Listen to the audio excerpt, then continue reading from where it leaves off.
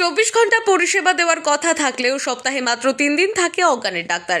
জরুরি পরিস্থিতিতে গর্ভবতী মা হাসপাতালে এলে স্থানান্তরিত করে দেওয়া হয় অন্য হাসপাতালে।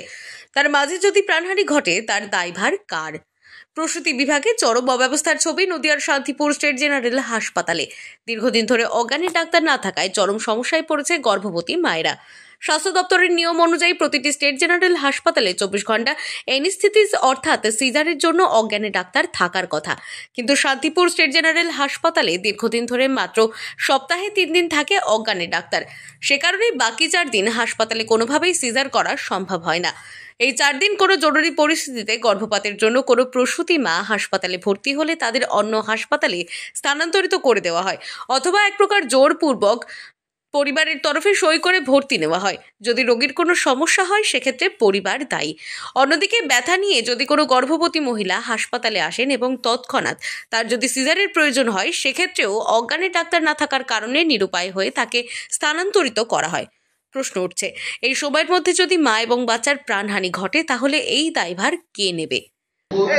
আমরা এটা তো বারবার বলেছি, এটা নিয়ে শান্তিপুরের মানুষেরা অনেকবারই সোচ্চার হয়েছে, বা আমরাও চাই যে ব্যবস্থা Shantipur hospital, Shantipur state general hospital, যেখানে সারা শহর এবং গ্রাম জুড়ে মানুষ নির্ভর করে এই হসপিটালের ওপরে, রাত বিরেত মানুষ ছুটে আসে, সেখানে স্বাস্থ্য পরিষেবা অনেক উন্নত হওয়া দরকার। এটা বারবারই আমরা বলছি। এবং যে সিজারের ডাক্তার রয়েছেন, অথচ অ্যানেস্থেসিস্টের জন্য যদি সিজার না হয় বা রাত বিরেত তাদেরকে রেফার করা হয়, সত্যি রুগীর সঙ্গে সর্বদাই যে মানুষ থাকেন অনেক এমনটা নয়। হয়তো একজন মানুষ আছেন, তার পক্ষে রেফারটা নেওয়া খুব সমস্যা হয়ে দাঁড়ায়। রাত্রিবেলা তাকেই বেরিয়ে গিয়ে অ্যাম্বুলেন্স অ্যারেঞ্জ করা, নিয়ে যাওয়া, সবটা তার পক্ষে হয়ে ওঠে না। সেক্ষেত্রে একটা দুর্ঘটনা বা বিপদ হয়ে গেলে সেটা সত্যি খুব খারাপ হবে। সিএমওই যেটা জানাচ্ছেন যে তারা চেষ্টা করছেন যে সিজার নয়, নর্মাল ডেলিভারি করাতে, এবং সেক্ষেত্রে গভর্নমেন্ট হাসপাতালগুলি এগিয়ে রয়েছে। সে কারণেই এখনো পর্যন্ত যে পরিকাঠামো, সেটা যথেষ্ট পরিকাঠামো রয়েছে। কি বলবেন? না, সেটা সর্বক্ষেত্রে এমনটা নয়, কারণ আমরা দেখেছি যে বিভিন্ন ক্ষেত্রেই রোগীকে কিন্তু দৌড়দৌড়ি করতে হয় এদিক ওদিকে। শান্তিপুর হসপিটালেই যদি তিনি পরিষেবাটা পান, এবং যেটা ব্যবস্থা, যেটা আমাদের সরকারিভাবে সমস্ত সুযোগ সুবিধে একটা হসপিটালে থাকা সত্ত্বেও যদি মানুষ পরিষেবা না পায়, তাহলে সেটা খুব দুঃখজনক। এ বিষয়ে জেলা স্বাস্থ্য আধিকারিক জ্যোতিষচন্দ্র দাস বলেন, পশ্চিমবাংলার মধ্যে সবথেকে সিজার বেশি হয় নদিয়া জেলায়। সেক্ষেত্রে আমরা চেষ্টা করছি যাতে গর্ভবতী মায়েরা নর্মাল ডেলিভারিতে বাচ্চা প্রসব করেন, এবং আমরা অনেকটা সাফল্য পেয়েছি এই প্রচেষ্টায়। তবে শান্তিপুর হাসপাতালে বর্তমানে একটিমাত্র অজ্ঞানের ডাক্তার রয়েছে এবং 4টি প্রসূতি চিকিৎসক রয়েছে। I am telling Nadia district in West Bengal is the highest cesarean section district, and we are not encouraging cesarean section at all at Nadia district. We are worrying about the normal delivery system.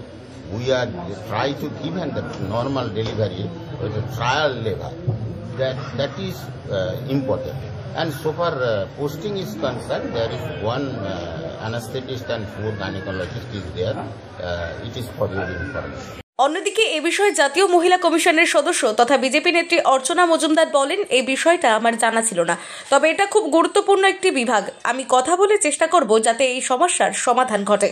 একটা প্রশ্ন আছে, হাসপাতালে ঢুকলে আপনি দেখতে পারবেন লেখা রয়েছে 24/7 সিজারের ব্যবস্থা আছে হাসপাতালে, কিন্তু এখানে অজ্ঞানের ডাক্তার না থাকার কারণে সপ্তাহে 3 দিন করে সিজার হয়। এটা একটা ক্রিটিক্যাল ডিপার্টমেন্ট, মানে তাহলে গর্ভবতী মহিলারা কোথায় যায়? একটা স্টেট জেনারেল হসপিটাল যেখানে এত বড় ইনফ্রাস্ট্রাকচার, সেখানে 24 ঘন্টা প্রসূতি মায়েরা আসেন, তাদের এমার্জেন্সি সিজার হওয়া প্রয়োজন। তা নইলে মায়েরা কোথায় যাবে? সরকারি ব্যবস্থাপনায় থাকা উচিত। যদি কোনো কারণে 24 ঘন্টা সিজার না হয়, সেটা যাতে হয় সেই জন্য নিশ্চয়ই আমি সুপারিশ করে যাব। নদিয়া থেকে মাধব দেবনাথের রিপোর্ট, আনন্দ বার্তা।